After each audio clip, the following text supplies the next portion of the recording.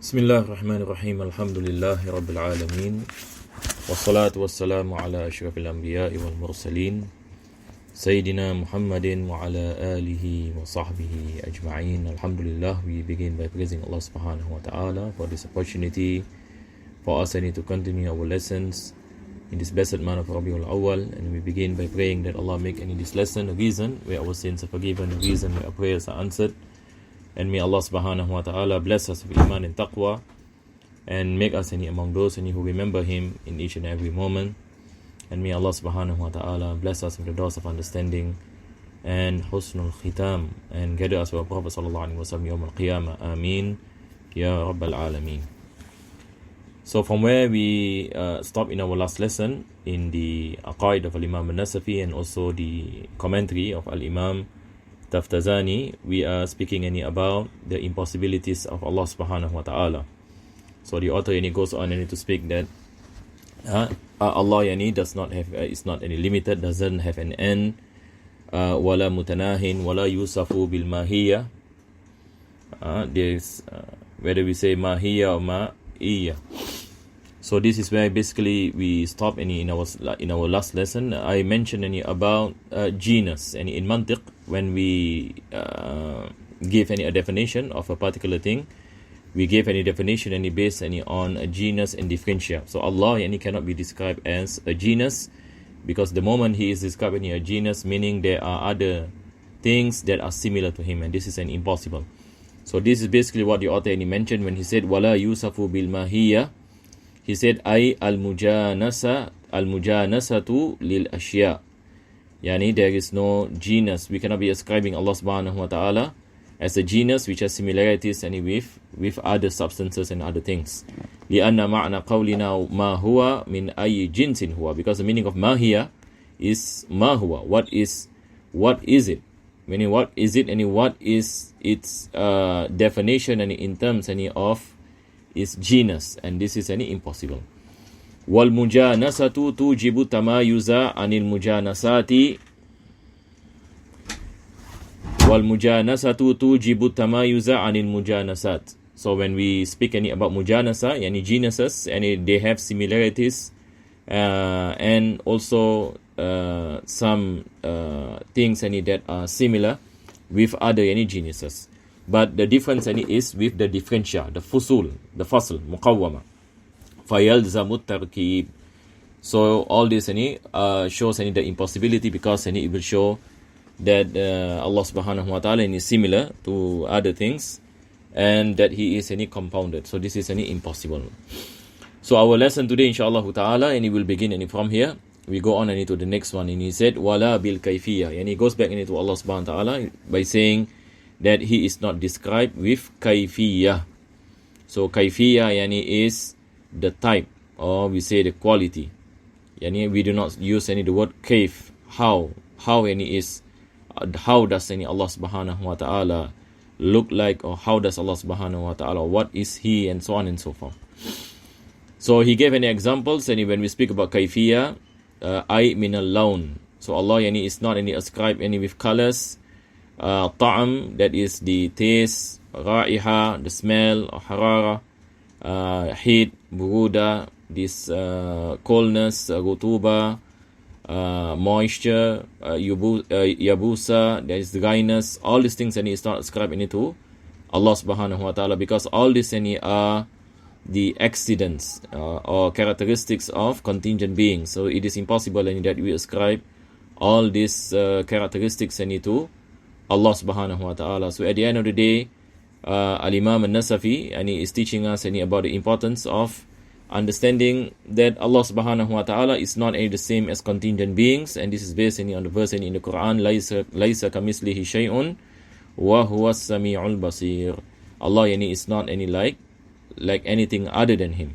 So we cannot mention that He is similar to other things, and that is impossible. So I think it is easy for us to understand this.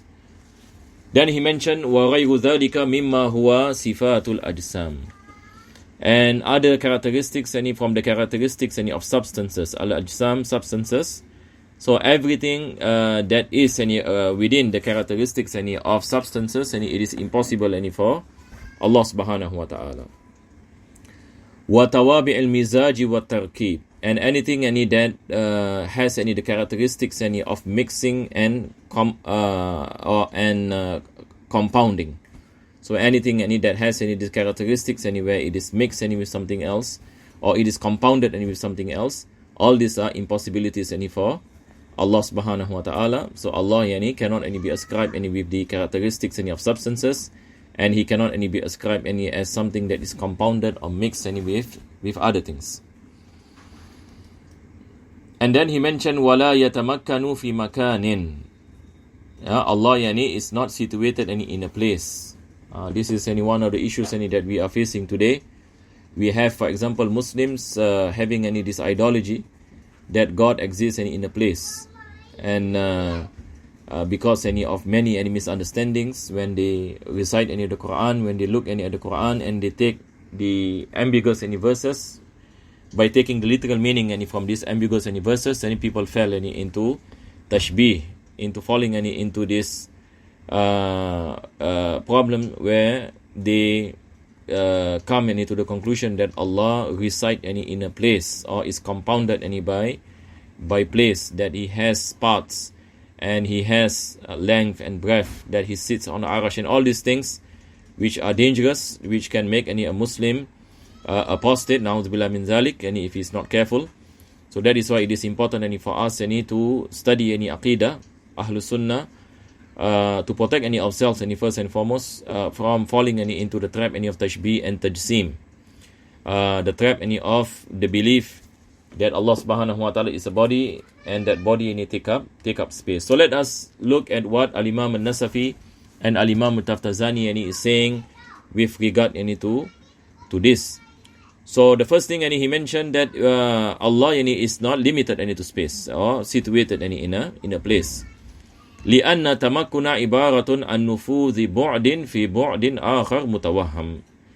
So he explained any what is any the meaning any of tamakkun. Yani tamakkun any basically any taking up any of space. So for example, when we say for example any this mouse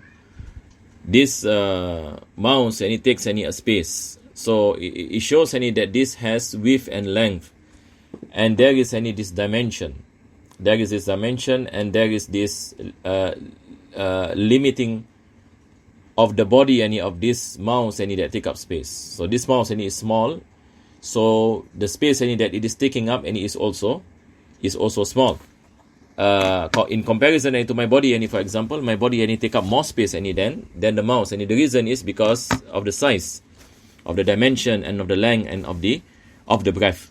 So here any he mentioned that what you call it, when we speak any about any taking up space, and we speak any about something any that has length and that has breadth, and something any that has all this dimension any in terms any of the size. So the moment any we say something any take up space, any meaning it is described any with a limited a body that take up any that particular space. So it has any limitation any in terms any of its length, in terms any of its breadth.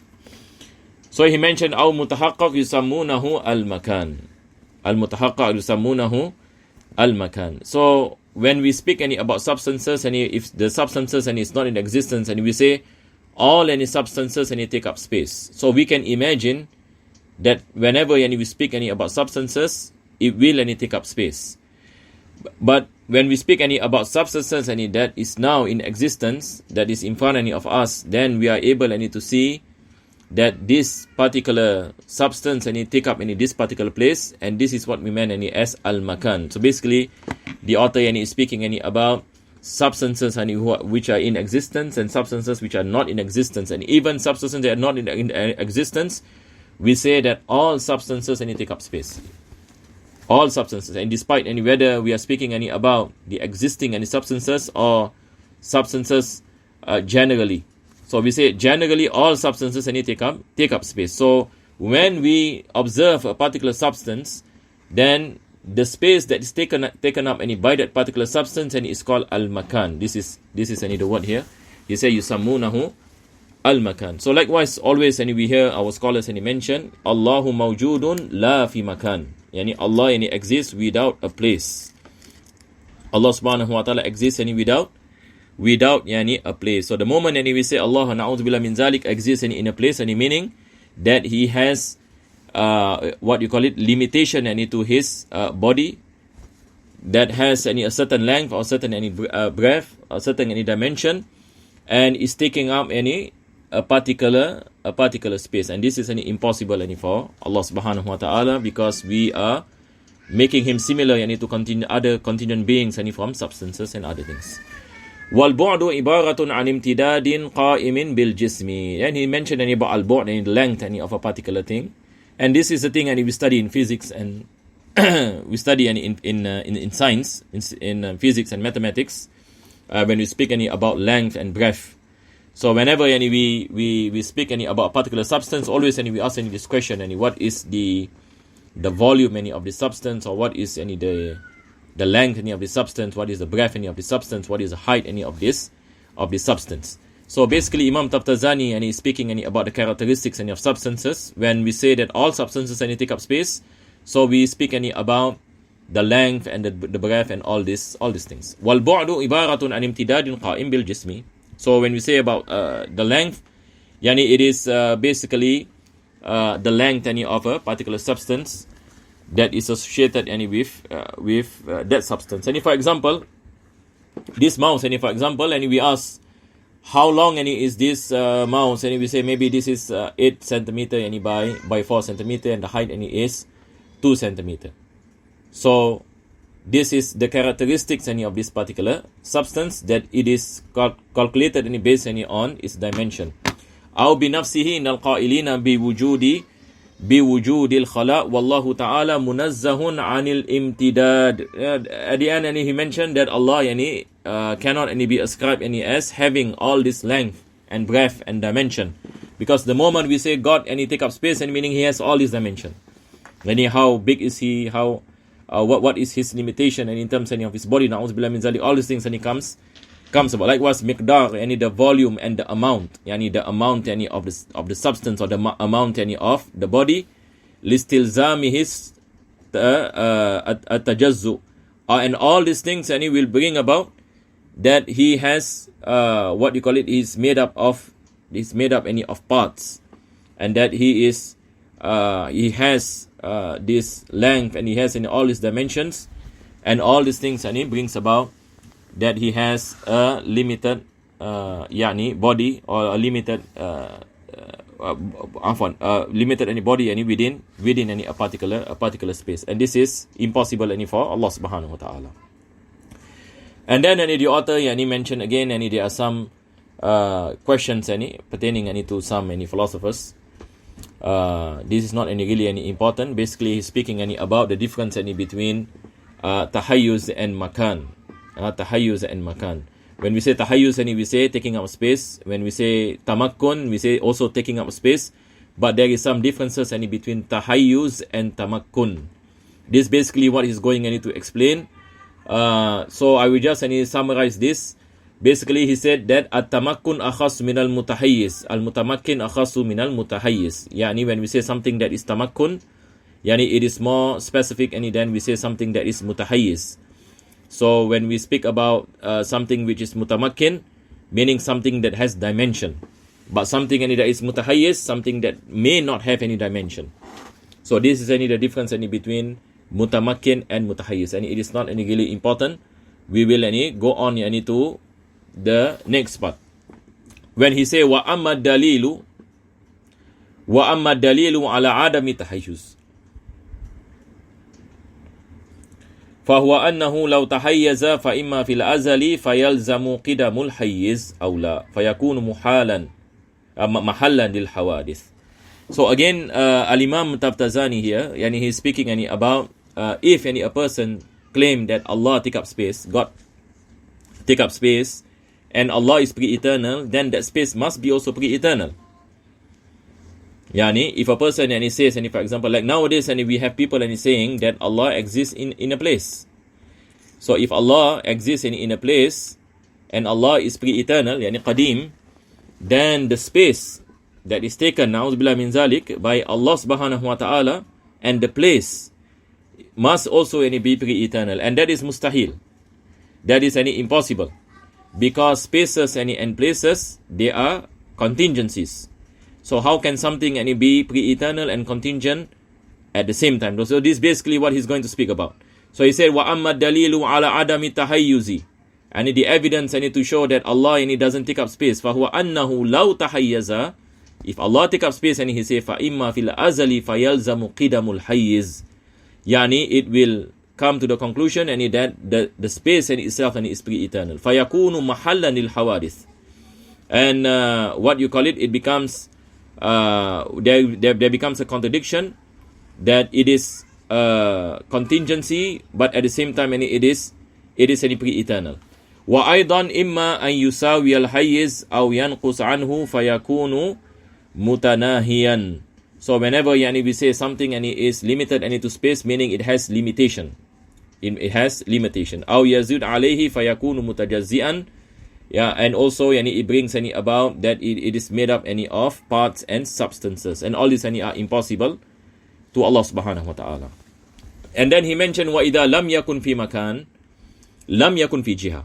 If Allah does not exist in a place and does not take up space, then he cannot be ascribed with direction, because direction only comes to something that has taken up space or be in a particular place. For example, if something exists in a particular place, then only we can ascribe direction to it. For example, if I look at this mouse and I know this mouse is in front of me because of the place that the mouse is in. But if I switch the place to my right, now I say that the mouse is on my right. So earlier it was in front of me, now it is right of me. What is the thing that changes it? It is the place where the mouse is placed. So direction comes from places. The moment we ascribe something as taking up a space, then only we can ascribe any direction. So basically what he's saying is that if we were to say that Allah subhanahu wa ta'ala does not take up space and is not limited to space, meaning we cannot also say that is limited to direction.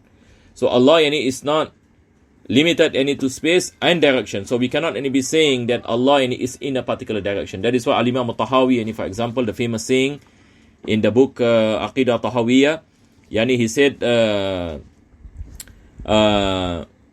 Allah subhanahu wa ta'ala laysat kasa'iril mubtada'at, and before that he said that la yahtawihi jihatu sit.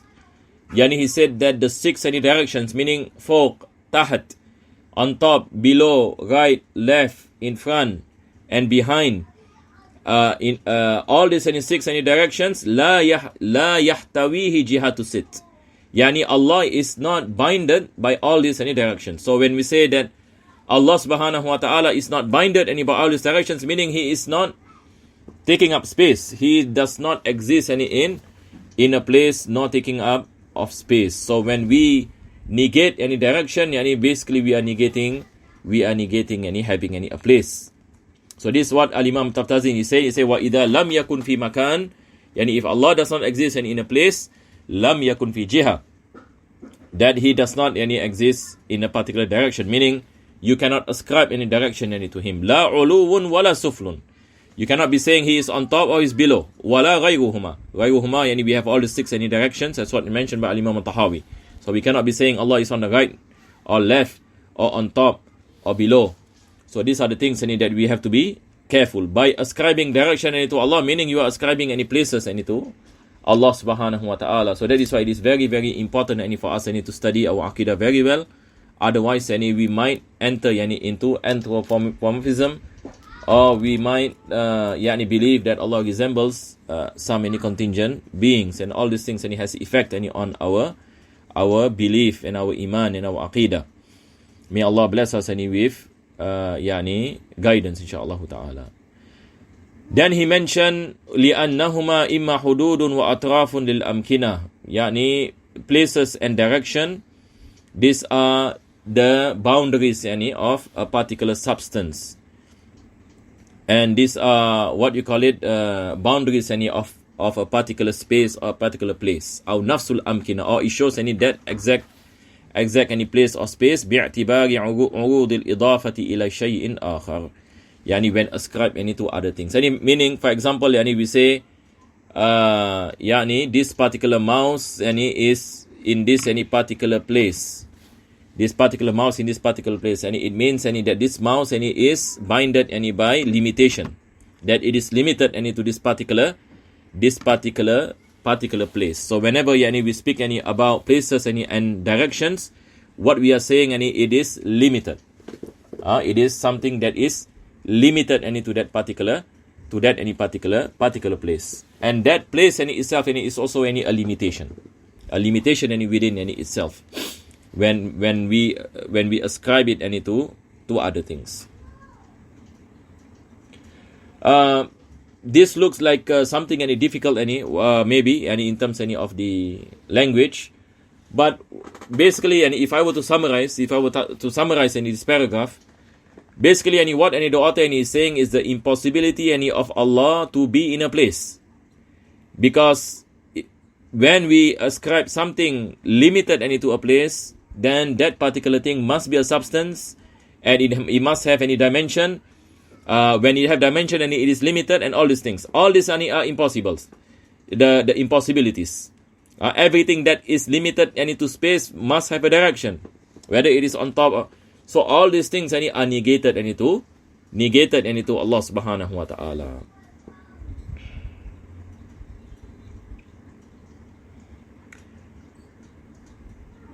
Now when we go on, he say wala yajri alayhi zaman. So we have spoken about the impossibility that Allah being in a place. Tamam. So this is aqidah of Ahlus Sunnah wal Jama'ah. Aqidah of Ahlus Sunnah, Allah subhanahu wa ta'ala mawjudun bila makan. So there are people who always sometimes ask this question, Ayn Allah, where is Allah? So what do we say? Yani we say Allah mawjudun bila makan. Allah exists without any a place. And people ask what is any dalil? Dalil is hadith of the Prophet sallallahu alaihi wasallam. The Prophet mentioned in the hadith that is sahih, Kan Allah walam yakun ma'ahu shay'. Aw kama qala sallallahu alaihi wasallam.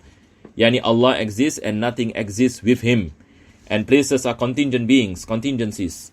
It is impossible that Allah exists in a place, because Allah is pre-eternal and nothing exists with Allah subhanahu wa ta'ala. And that's what Al-Imam Taftazani mentioned, if Allah exists in a place, meaning that place and it must be pre-eternal also. And this is impossible. There are people who says, for example, Allah exists, His place is on the Arash. There are Muslims out there. They say that it is wajib upon every Muslim to believe that Allah is on. So now they ascribe what? Direction and place. Where is Allah? So they say that Allah is on the Arash.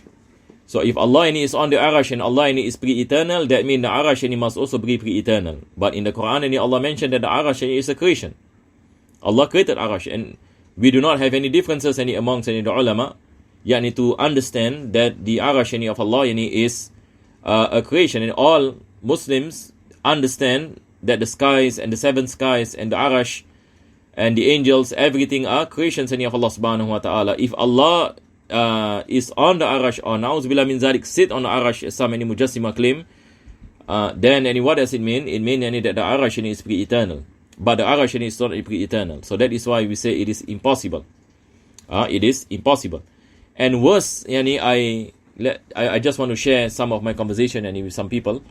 When we ask them, for example, that Arash is a creation, then it is impossible that Allah exists on His Arash, as a place. If Allah exists on the Arash, and Arash is a creation, then where is Allah subhanahu wa ta'ala before He created the Arash? And I was surprised when I asked some of them. The answer they gave was that Allah was in a particular place which we do not know, and then after that He transferred to the Arash. And can you imagine? This what you call it, type of kufr, na'udzubillah min dhalik.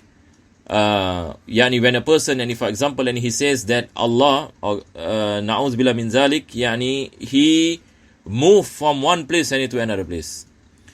Why is this any kufr? Why? Because the moment we ascribe movement that Allah can travel from one place to another place, this itself shows that He is contingent.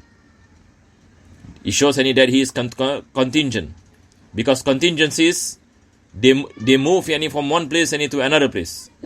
So last time God is in a particular place, now He is in another place. It shows that He is not pre-eternal. It shows that He is not pre-eternal, because He has the attribute of contingencies. And contingencies they change. And this is impossible for Allah subhanahu wa ta'ala. So all this contradiction you find, it shows the fallacy of this ideology that mention that God take up space. So there is no connection whatever with the Islamic theology in any way. So this is not within the Islamic teaching, and it is important Muslims today to again, I would like to emphasize this, because this is reality that happens in our society, and many youths are influenced by this ideology, because of the existence of this what you call it, social media, and seeking knowledge through the internet and all these things, where people become confused, and there are others who are spreading this ideology. I would like to take this opportunity to remind myself and everyone, every Muslim, to be careful and not to fall into this waswas of the shayateen that will make a person ruin his deeds because of the fault that he has in understanding the correct belief in Allah subhanahu wa ta'ala. May Allah protect us and our children and those whom we love. So now when we go on to speak about time. So after the author mentioned about al-makan, then he say az-zaman. So Aqidah Ahlus Sunnah we say Allah is not binded with makan wala zaman. Allah subhanahu wa ta'ala is what you call it, cannot be limited to time and space, because time and space are creations. Allah created time, Allah created space, so it is impossible that He exists in something that He Himself brought into existence. This itself is impossible. Before we speak about hadith of the Prophet ﷺ, Kan Allah walam yakun ma'ahu shay, and the tafsir of Ar-Rahman al-Arsh istawa, we look at the tafsir of the mufassirin, of our ulama. None of them mention that Allah is on top of the Arsh. So all these are verses are mutashabihat. It has to be interpreted. Or the scholars of the Salaf mention Allahu A'lam, because they do not want to confuse those who are present during their time. But after this false interpretations came, many of our scholars they what you call interpret based on a sound interpretation on the principles of the usul of tafsir, that it is impossible for Allah subhanahu wa ta'ala to be like contingencies. So they mention the interpretation of Ar-Rahman al-Arsh istawa, and it's not that Allah is on top of the Arsh, na'udzu billah min zalik, but Allah subhanahu wa ta'ala He is all powerful over all of His creations, including His Arsh. Including His Arsh. And the word istawa has a lot of meanings. One of the meanings is istawla, that Allah has power over everything. He mentioned ولا يجري عليه الزمان لأن الزمان عندنا عبارة عن متجدد يقدر به متجدد آخر. So the author begins by speaking about what is zaman, what is time. So he says time is a creation, constant creation. What is the meaning of constant creation? Now we ask, for example, now we are at night time, earlier we are in the daytime. So Allah subhanahu wa ta'ala, He created night and day. So every moment is a creation of Allah subhanahu wa ta'ala. Today when we study about this phenomenon, we come into the understanding that it is due to the movement of the earth around the sun. How do we get any night and day? How do we calculate any time? By the movement of the earth around the sun. So the earth moves around the sun in 24 hours and it completes its rotation. So due to this movement in such a manner, we make this conclusion that this is one day. So we use the calculation of the rotation of the earth around the sun. But imagine if you use the rotation of Mars. Certainly, there will be a big difference, correct or not? There will be a big difference. And maybe Mars is much further away from the Earth. It takes a longer time to complete its rotation, and it takes a longer time to complete its rotation around the sun. So where you see this difference, it depends on what is the measure that we use to calculate time. If you use the measurement of the rotation of the Earth, then it will be different than if we use the calculation with regard to other planets. So when we speak about hours, we are speaking about the rotation of the Earth, and this itself is a creation of Allah subhanahu wa ta'ala. If you ask the question, how does the Earth rotates? The answer will be that Allah created the movement of the Earth. Who is the one who makes the Earth move? The Earth is moving. Tamam? The Earth is moving at a very specific speed. Specific and accurate speed. It doesn't go too fast and too slow. It moves in a way that is very specific and has a perfection in terms of its speed. And it has been there for what you call it since the beginning, when Allah created the solar system. So this is what we meant by time is a creation. Imagine if the Earth stop spinning. If the Earth stop rotating, what happens? Time will stop. Our time that we use as a measurement in terms of the movement of the Earth, now it will stop. So here we say that Allah is constantly creating time. How you get 1 second, 2 seconds, 3 seconds, 4 seconds, how you get 1 minute, 2 minutes, 3 minutes, how you get 1 hour, 2 hours, 3 hours, how you get night and day, how you get 24 hours, it is by the creation of Allah subhanahu wa ta'ala of the movement of the Earth. Likewise, pertaining to months and year. It depends, and if we calculate using the moon, the rotation of the moon around the Earth, or we use what you call it, the solar system. So there will be a difference in calculation. So the author mentioned that zaman ibaratun an mutajaddin yuqaddaru bihi mutajaddidun akhar. So when comes to time, it is something that is created constantly. It is created constantly, and it differs with one to another. So an example will be the time that we calculate by the rotation of the Earth will differ with the time calculated by the rotation of other than the Earth, like Mars, for example, or Pluto. If we calculate using Pluto, for example, what happens? Maybe what you call it, 10 years of our time is equivalent to 1 year. Because Pluto, imagine, because it's very far away from the sun. And if the speed of the rotation around the sun is the same as the Earth, meaning it will take more time to complete one round in comparison to the time completed by the Earth, because the Earth is not too near to the sun, and it's not too far. So the planets that is nearer to the sun will complete earlier than the Earth. So we have to take into consideration the difference in time, because when we look at what is our measurement of time in the first place. So this is basically what the author is saying. At the end of the day, it is a creation of Allah subhanahu wa ta'ala. Wa indal falasifati, and the philosophers are saying, ibaratun an miqdar al-haraka. It is the parable of the movement. Also, and the philosophers also speaks about the movement. But ala kulli hal, he said, wallahu ta'ala munazzahun an dhalik. That Allah cannot be binded by zaman, by time. And then he goes on to mention wa'lam anna ma dhakarahu min at-tanzihat.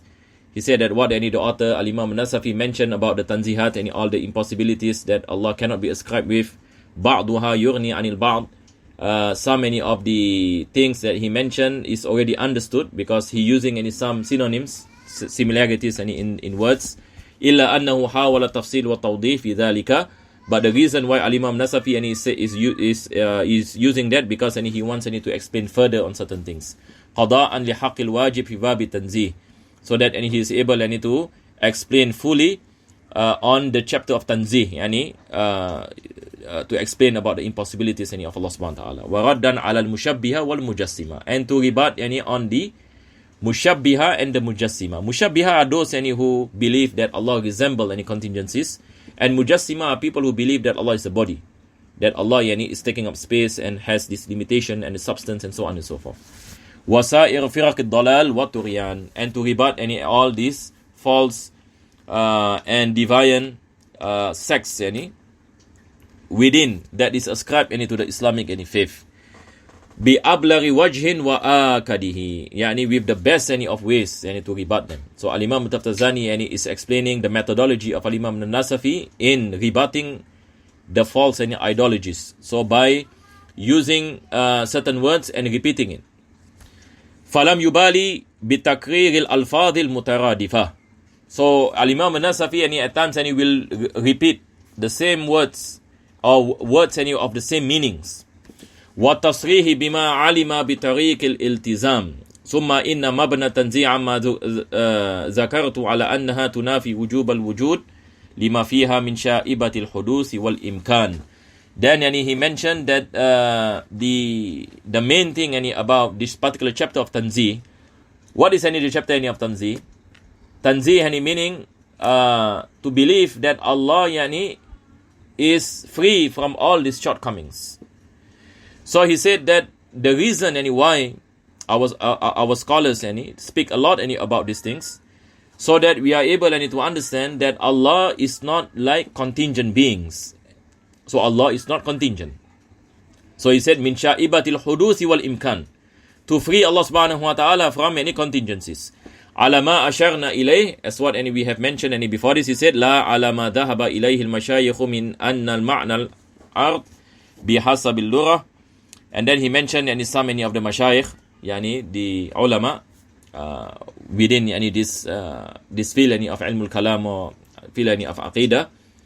Some of them he mentioned what you call it when they speak about al-arad. And he mentioned ma yamtani'u baqa'uhu, when they speak about accident, they mention an accident is something that is not permanent. Wa ma'na al-jawhar ma yatarakkabu anhu ghayruhu, and when comes to the jawhar, to the atom, is something that what you call it, that is binded by something else. When we speak about atom, for example, an atom is something that binds with other atoms to form what you call it, a substance. All these things we have mentioned. Wa ma'na al-jismi ma yatarakabu huwa an ghayrihi, likewise pertaining to substances, it is made up of other atoms and other substances. Bidalil qawlihim hadha ajsamu min dhak, by the evidence by saying, for example, this is ajsam mean from other things, meaning that it is what you call it, bigger than something else, meaning the components of that substance is more than others. وأن الواجب لو تركب فأجزاؤه إما أن تتصف بصفات الكمال فيلزم تعدد الواجب. And then he mentioned wajibul wujud, if it is compounded, meaning that the parts of that wajibul wujud, if it is ascribed as what you call it, this perfection, that it means there are many wajibul wujud that are in perfection. And then he mentioned fayalzamun naqsa wal hudus, and this compounding of parts, it shows any contingency of that particular thing. So it cannot be wajibul wujud if it is compounded. So wajibul wujud cannot be compounded with other things. That is why we mentioned before this that Allah subhanahu wa ta'ala is not compounded. So basically, Al-Imam Taftazani here again is saying some of the definitions of the mashayikh, of the ulama, pertaining to what is the meaning of accident, what is the meaning of jism, what is the meaning of arad. All these things we negate to Allah subhanahu wa ta'ala. We say Allah is not jawhar, Allah is not jism, Allah is not an accident, arad. Allah subhanahu wa ta'ala is not compounded, with other things. Allah does not take up space. Allah is not binded by time. Allah subhanahu wa ta'ala is not more than one. So all these things, and we say this is babu tanzih. Yani we are saying that it is impossible for Allah subhanahu wa ta'ala, what you call it, to be bounded with with this any impossibilities. So inshallah ta'ala we will stop here, because of time. Many of these things we have explained. Inshallah in our next lesson we will continue to where the author will speak more about the fact that Allah does not resemble any other of his creation. Wallahu a'lam bis-shawab. Bismillahirrahmanirrahim. Alhamdulillahi rabbil alamin. Allahumma salli wa sallim ala sayyidina Muhammad wa ala sayyidina Muhammad. Rabbana atina fid dunya hasanah wa fil akhirati hasanah wa qina adhaban nar. Sallallahu ala sayyidina Muhammadin wa ala alihi wa sahbihi wasallam. Alhamdulillahi rabbil alamin.